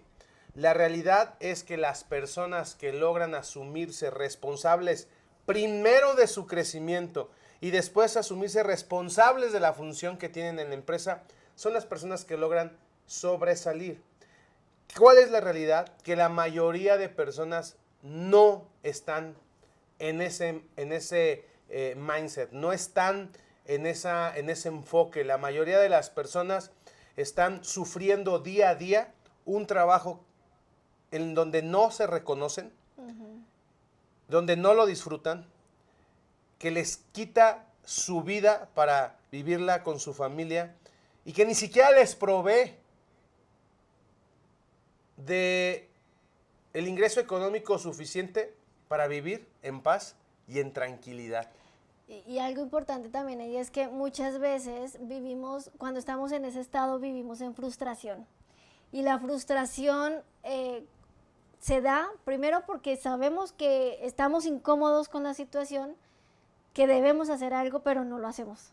Sí, y a ver, vamos a abrir un debate aquí, muchachos, en el chat.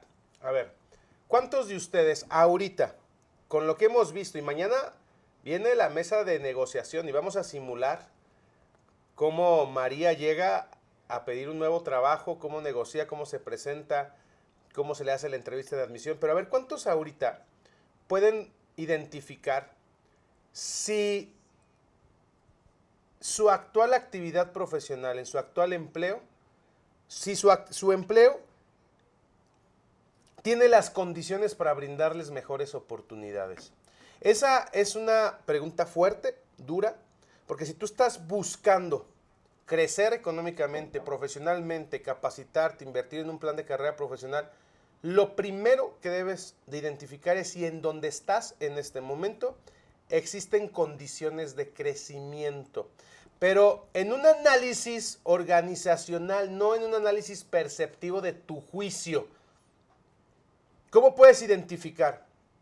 Número 1, la empresa en donde estás actualmente tiene un enfoque al crecimiento o es una empresa que tiene años estancada en su misma operación y su misma facturación. Mucha gente ni siquiera sabe cuánto la empresa donde trabaja vende.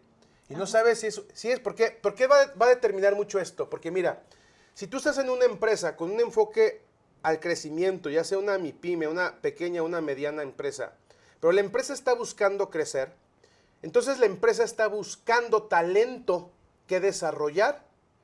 Y ese talento puede ser tú y ese talento va a tener las mejores condiciones para crecer. Pero si tú estás en una empresa que no está buscando crecer, que está buscando estabilizarse, o que incluso es una empresa en declive, y que aparte es una empresa familiar, en donde los puestos claves no los van a soltar, porque es parte de la infraestructura familiar, pues entonces es una manera también de identificar que es una empresa en donde difícilmente vas a poder desarrollar crecimiento. Ahora, no con esto les estamos diciendo que cometan un suicidio financiero y vayan y renuncien. No, el plan de carrera profesional y el plan de mejora que tú vas a intentar implementar, porque ahorita les voy a ir a preguntar cuántos de ustedes han intentado hacer otro indicativo de que no estás en la empresa correcta, es cuando tú quieres ir a hacer una propuesta de mejora. Y se bloquean. Y se bloquea, truenas el sistema, o te bloquea tu jefe, o simple y sencillamente no te hacen caso, porque no les interesa mejorar. ¿A cuánto les ha pasado esto? Pónganos ahí en el chat, ¿cuántos han intentado ser proactivos? ¿Cuántos han intentado hacerlo? Pero tal vez lo que tienes que identificar es que dentro de tu plan de carrera profesional, en pocos meses, tienes que ser valiente y plantear ir a buscar nuevos horizontes. Y yo sé que hay muchísima gente, le da muchísimo miedo a esa opción. Pero créeme que con un plan de carrera profesional bien estructurado, tú puedes generar las evidencias para ir a competir a mejores puestos de trabajo, mejor pagados de entrada, con mejores condiciones laborales y sobre todo una empresa que te permita, una empresa que esté buscando crecer y que esté buscando talento para desarrollarlo y crecer junto con sus colaboradores. Claro que existen esas empresas y son las empresas rentables y productivas que sostienen la economía nacional, muchachos. Solo que muchas veces pensamos que todas las empresas son iguales. No, hay empresas muy exitosas, hay empresas muy comprometidas con su cultura laboral, con su plan de desarrollo profesional para sus colaboradores, con los beneficios, con A ver, aquí mismo, bueno, ya estamos identificando gente que está dentro de una empresa con pocas proyecciones de crecimiento y con pocas condiciones, pero también debe de haber aquí personas que trabajan en una muy buena empresa y también saben que dentro de esa empresa, si se plantean esos objetivos, también pueden crecer en esa empresa, duplicar y triplicar su salario. Hay aquí alguien que esté en una empresa donde sabes que dentro de tu empresa existe la oportunidad de crecimiento y que sí depende de tu responsabilidad desarrollar un plan de carrera para mejorar, pónganos ahí en el Zoom, por favor. Sí, mira, mientras que te contestan, hay algunos que dicen, bueno, por ejemplo, si yo quiero ser independiente, si yo ahorita estoy desempleada, es que son diferentes situaciones. Por ejemplo, si tú quieres ser independiente implica incluso volverte de cierta manera en consultor. Claro. ¿No? Entonces, la capacidad de consultar es esta capacidad de analizar, de diagnosticar y de hacer propuestas.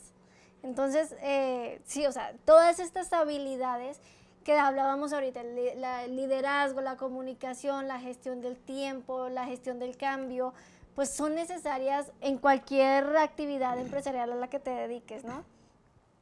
Fíjate, ahora mucha gente dice, es que también depende de que le caigas bien al jefe, de que, a ver, es que sí, es que sí depende de eso. A ver, dentro de las habilidades que tú tienes que aprender en el plan de carrera profesional, son habilidades de relaciones públicas, habilidades de comunicación, habilidades de persuasión. Por supuesto que la persona que tiene la capacidad de generar empatía y persuasión y amistad con las personas tomadoras de decisiones, claro que van a tener una ventaja competitiva al momento de competir. Entonces, tenemos dos opciones, o pelearnos con la realidad y la injusticia de la vida, o asumir la responsabilidad de nuestra propia carrera profesional Dejar de esperar que las cosas nos sucedan y hacer que sucedan. Y eso es parte de la conciencia que estamos hoy hablándoles en esta sesión, ¿no es así, Leslie?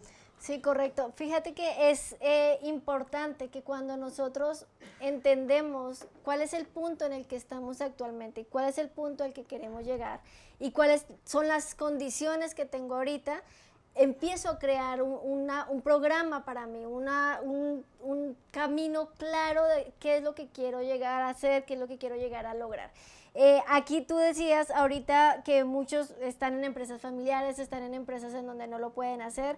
Entonces, podemos hacer este desarrollo de competencias incluso en otras organizaciones, así aún no trabajemos en ellas, ¿no? Incluso muchas empresas, tú no me vas a dejar mentir, Cris, que cuando uno está creciendo como empresario, tú lo que buscas es personas proactivas que vengan a aportar valor, que vengan a aportar conocimiento, y si a partir de eso se da una relación laboral a más largo plazo, pues genial, pero estas actividades muchas veces hay personas que dicen, no, es que como donde estoy no puedo desarrollarme, entonces mejor no hago nada, ¿no? Es como lo que tú dices, ¿no? Echarle la culpa al contexto y entonces ser pasivo, pero mantenerme mientras tanto frustrado, estresado, y con este sentimiento de querer hacer más, de vivir en todo mi potencial, pero no tengo un lugar en donde me valoren, porque siempre buscamos que alguien nos valore por lo que somos, que alguien nos presente la oportunidad y no salimos muchas veces a buscar esas oportunidades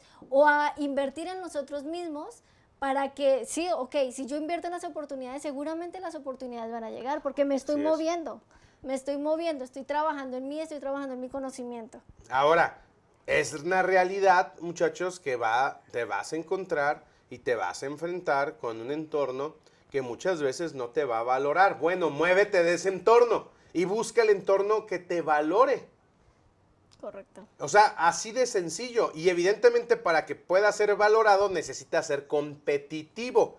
Porque si hay 20 que saben lo mismo que tú, hacen lo mismo que tú y ofrecen lo mismo que tú, para un puesto clave de una organización, no van a elegir a ninguno de esos 20.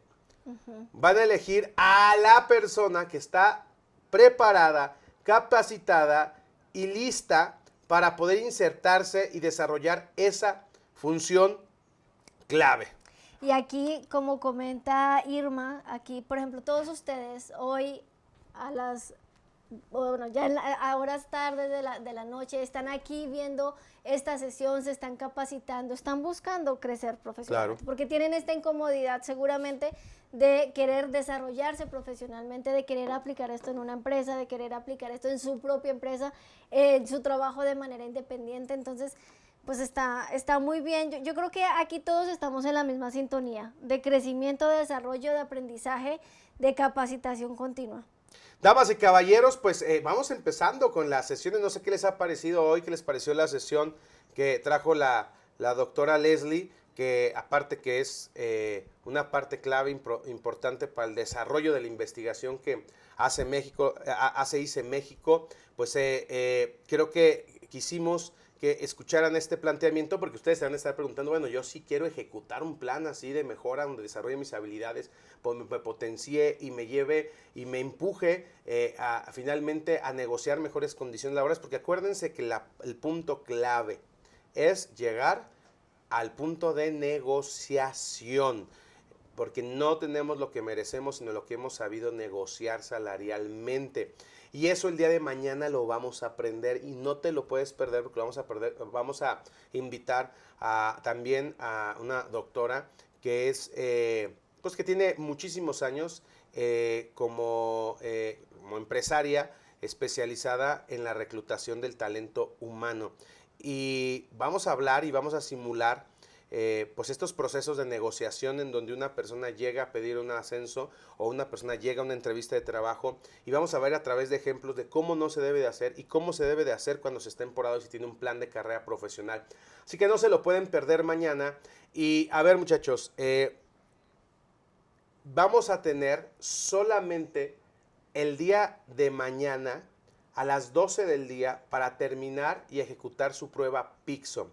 Si no han hecho su prueba Peakson, en verdad que se lo van a perder, porque en la clase número 4 vamos a hacer análisis de sus pruebas Peakson y les voy a enseñar a usar el análisis a través de inteligencia artificial. Tienen hasta mañana para ingresar a su prueba Peakson con el link que les llegó el día de ayer en su correo electrónico. Y también si tienes algún problema, pídela a tu consultor vocacional, que ahí están apareciendo en pantalla, que están levantando la mano, que están platicando con... ¿Cuántos de ustedes, a ver, pónganme en el chat, están en contacto con su asesor vocacional, con su consultor vocacional por WhatsApp y les está dando seguimiento?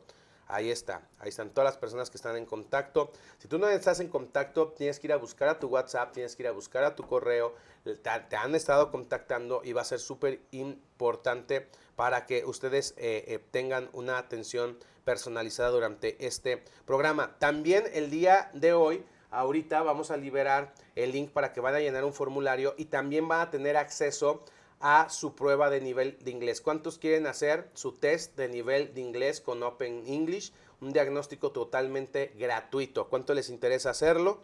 Pues también hoy vamos a liberar, terminando su formulario, les va a llegar su acceso a su prueba de Open English, porque mañana quiero que lleguemos con estas dos pruebas y podamos entrar a la clase de negociación laboral, que es en verdad la clase de todas estas 5 sesiones.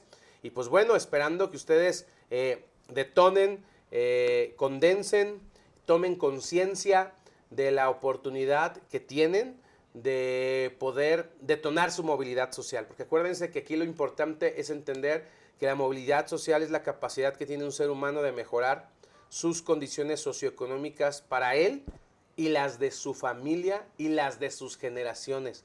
Es poder construir un puerto mucho mejor al que tú partiste, lo que hizo tus padres al apostar que tú estudiaras, el sacrificio que hicieron.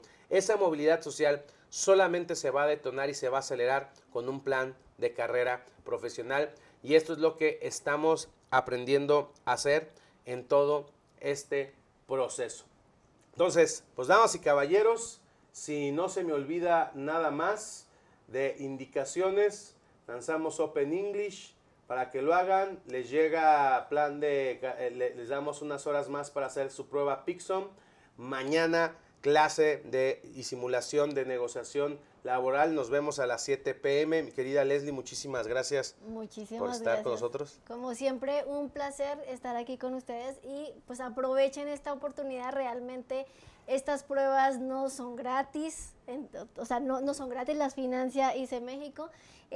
Para ustedes, para que todos ustedes aprovechen e identifiquen sus habilidades y qué es lo que tienen que empezar a mejorar. Muchísimas gracias por la invitación y gracias por esta sesión tan productiva. En este momento están liberando entonces el link del formulario del día de hoy que les permite confirmar su asistencia y tener acceso a la prueba de Open English, que es la herramienta y el regalo que les queremos dar, a este acceso para que sigamos diagnosticando nuestras habilidades, porque acuérdense que el paso número 1 para poder diseñar nuestro plan de carrera profesional es encontrar un para qué, que es el propósito. El paso número 2 es identificar dónde estamos, identificar en dónde queremos estar. El paso número 3 es crear una ruta que nos prepare y acorte la brecha de distancia que tenemos, relación lo que hoy somos con lo que queremos ser. Y el siguiente paso que vamos a ver mañana es estar listos para ir a conquistar nuestro destino, sabiendo negociar lo que con evidencias podemos demostrar que valemos. Y eso lo vamos a ver el día de mañana. Están poniendo el link ahí en el Zoom, por favor. ¿Listo? Ya está el link ahí. Si quieren, quiten el chat para dejarlo fijo ahí.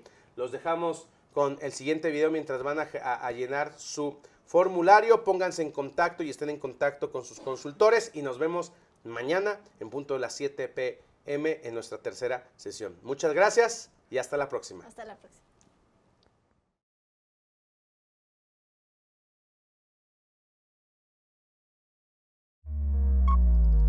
...1945. En un contexto global, marcado por la Segunda Guerra Mundial, se hizo evidente la necesidad de reconstruir las naciones devastadas. Esto impulsó la creación de un nuevo modelo educativo orientado a brindar soluciones adecuadas e inmediatas para las necesidades de la posguerra. Así nació la educación por competencias, un enfoque basado en 3 pilares fundamentales: saber, saber hacer y saber ser. En países como Reino Unido, Estados Unidos, Italia, Japón y Alemania, un modelo educativo tradicional no habría sido suficiente para enfrentar las nuevas realidades posguerra. El modelo de educación por competencias comenzó a integrarse en los sistemas educativos económicos de Europa, extendiéndose paulatinamente a nivel mundial. 1995. Este enfoque educativo llegó a México, influenciado por el Tratado de Libre Comercio, y se estableció el Consejo Nacional de Normalización y Certificación de Competencias Laborales, CONOCER, aunque el verdadero impulso y desarrollo de este modelo en México ocurrió en 2014. 2014. En este año se fundó ICE México, con una visión clara: transformar la educación del país. ICE México se estableció como una institución educativa dedicada a desarrollar el capital humano en México, promoviendo un cambio significativo a través de la educación y difundiendo el Sistema Nacional de Competencias. Este proyecto, liderado por el Dr. Cristian Gabriel Ríos, logró expandir la presencia de ICE México por todo México y Latinoamérica. ¿Qué tipo de gente llegaba? O sea, ¿que eran maestros en qué o educadores de qué tipo? Llegaban personas mucho profesionista, que tenía las ganas de enseñar, de capacitar, porque le habían puesto a capacitar dentro de su empresa, lo habían puesto y decía, no manches, esto me encanta. A ver, todos sabemos que los que capacitamos un día lo que nos gusta es estar así. La certificación en impartición de cursos, porque empecé con impartición de cursos, pero después vendí consultoría, servicio al cliente y otras competencias. Okay. Pero la de impartición de cursos sigue siendo la misma que te ofrezco hoy a ti. Okay. ¿No te gustaría dar cursos desde la responsabilidad, la credibilidad y la coherencia? No, sí, pero certificado. ¿Y eso a qué te va a llevar? ¿A vender mejor o qué? Ok, perfecto. Hoy vamos a hablar del problema de la educación tradicional. ¿Cuál es la educación que de verdad te puede ayudar a ganar más dinero y dónde buscarla, dónde encontrarla? Según el INEGI en México, los trabajadores certificados ganan en promedio 30% más que aquellos que no tienen la certificación. ¿A qué nos referimos con una certificación? Porque a veces las personas piensan que es, voy a ir por un papel que va a decir algo. No, mira, las certificaciones nacieron precisamente del Plan Marshall de Estados Unidos después de la Segunda Guerra Mundial. De ahí nace el término de certificación. Cuando se ubican las funciones claves y prioritarias para el desarrollo de las industrias, de los individuos, de las organizaciones, se estandarizan lo que un individuo debe de saber hacer y saber ser en una función específica. Entonces se crea un estándar. Y estos documentos describen lo que las personas deben de saber hacer, ¿no? ¿Cuándo es que una persona se certifica o logra una certificación? Cuando una persona logra demostrar que sabe, hace y es lo que dice la función en específico. Las certificaciones lo que te van a ayudar es poder prepararte con base en esas funciones claves, y una vez que tú demuestres que sabes, haces y eres lo de esa función, te van a dar un papel, te va a permitir llegar y aplicar en la industria a ese puesto clave. Y esa certificación te va a diferenciar del que no la tiene. Por más que tenga grados académicos, por más que tengas maestrías, por más que tengas doctorados, si no sabes demostrar que sabes hacer una función bajo un estándar de calidad, no te van a dar el puesto. A ver, entonces, negociación laboral. ¿Esa dices que es una fundamental para este segmento de pobreza emergente para tener el mayor retorno que otras? Pues las capacidades duras. Antes de ir a negociar laboralmente, debes de saber y debes de poder demostrar que las tienes. Y aquí es súper importante la portabilidad del conocimiento. Aquí es súper importante el certificado. Aquí es súper importante el documento. Aquí es súper importante la evidencia documental que realmente afirme que tú eres una persona técnicamente preparada para el puesto. Si tú estás tomando un curso de capacitación que no te deja una evidencia documental, formal, de que te capacitaste, va a ser muy difícil que esa portabilidad tenga un valor al momento de la negociación. ¿Cómo distinguir un vendehumos? Y sería la persona que no se hace responsable respecto a lo que promete y lo que entrega. En este momento de la historia, todos los que tratamos de promover algún servicio de capacitación y de educación, tenemos que salir al momento de hacer una oferta a hacer promesas, ¿no? Si tú aprendes esto, entonces va a pasar esto. En los cursos digitales, ¿todas las personas pueden aprender? No. Porque acuérdate que la variable principal es el sujeto de aprendizaje. ¿Qué condiciones tiene el sujeto de aprendizaje para que el curso realmente sea pertinente y le pueda ayudar? ¿Cómo distinguir si un curso digital es bueno antes de comprarlo? Bien sencillo, al finalizar el programa van a evaluar mi aprendizaje o no. Esa es la primera pregunta. Aparte, cuestiona quién va a ser el maestro. Ok. Porque no todo el que sabe enseñar. No todo el que enseña sabe, y no todo el que enseña y sabe sigue aprendiendo, mi querido Jorge. Gracias a su liderazgo, visión, motivación e innovación, la tecnología y digitalización han sido clave para llevar las competencias a todos los rincones del país. Durante los años 2015 y 2017 fuimos galardonados como el centro evaluador con mayor emisión de certificados, impactando a miles de profesionistas. 2019, el Gobierno de México, reconociendo nuestro trabajo destacado en el ámbito educativo, nos invitó a elevar nuestra figura de centro evaluador a organismo certificador. Esto nos otorgó la facultad de acreditar, incubar y lanzar nuevas empresas para la certificación de competencias laborales en más de 30 sectores productivos del país. Las contribuciones del ICE al Sistema Nacional de Competencias son invaluables, con un impacto directo en la profesionalización de los sectores productivos de nuestro país. ICE México ostenta uno de los récords históricos de emisión de certificados. 3 de cada 10 certificados emitidos por los principales organismos certificadores llevan el sello y la calidad de este instituto. Desde entonces, ICE México ha incubado y desarrollado más de 3.500 empresas, impactando a más de 2,5 millones de estudiantes en toda la República Mexicana y Latinoamérica. Nos hemos consolidado como el organismo certificador con mayor emisión de certificados y la red de consultores formativos más grande y relevante de la región. Y no les quiero platicar del proyecto que tuvimos nosotros de 1000 consultores para Guanajuato. Y bueno, aquí mi gran amigo Marco nos hizo favor de presentarnos a Cristian y una servidora y dijo, creo que pueden hacer algo importante. A los 7 meses estábamos dando los certificados de estos 1000 consultores para Guanajuato. Y a mí me quedaba muy clara cuál era la ganancia que tenía la universidad en este proyecto. Íbamos a certificar y acreditar en un estándar de competencia a 1000 de nuestros alumnos. Entonces nosotros estábamos ganando, pero yo le decía, Cristian, no entiendo tú qué ganas. Y Cristian me dijo, yo gano la satisfacción de poder ayudar a mi país y a mi estado en un momento crítico para formar a estos 1000 consultores y que vayan y generen soluciones en las empresas. Con el objetivo de ofrecer programas que respondan a las necesidades reales del entorno, ICE México creó la División de Investigación. Esta área se encarga de dar soporte y fundamento a todos nuestros programas educativos, asegurando que sean pertinentes y actualizados. En esta búsqueda, identificamos la creciente necesidad de promover certificaciones digitales a nivel internacional. A partir de ahí, desarrollamos el proyecto más innovador de ICE México, el Sistema ACC. El sistema automatizado para la comercialización de certificaciones digitales desarrollado en colaboración con la marca internacional Microsoft. Este programa único tiene como objetivo capacitar al talento humano de México y asegurar un plan de desarrollo profesional promoviendo una verdadera movilidad laboral y económica. Fruto de investigaciones exhaustivas, publicamos el libro El futuro de la educación superior en México, una recopilación de las necesidades, oportunidades y tendencias desde el norte hasta el sur del país. Gracias a esta publicación, ICE México fue invitado al Senado de la República para exponer los resultados de la investigación y proponer regulaciones educativas formales que impacten a la población educativa del país.